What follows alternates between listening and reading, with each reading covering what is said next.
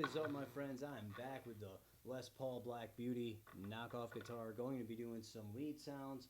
I do not recommend buying these, man, because somebody could get burned by one of these guitars. This one was actually covered with stickers on the headstock, so I had no idea what it said. Before I get rid of this, I will make sure that headstock is sanded down and completely painted black. Alright, so here we go. Bridge position.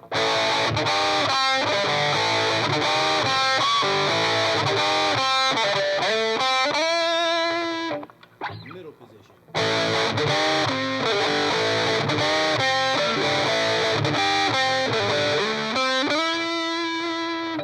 And neck position.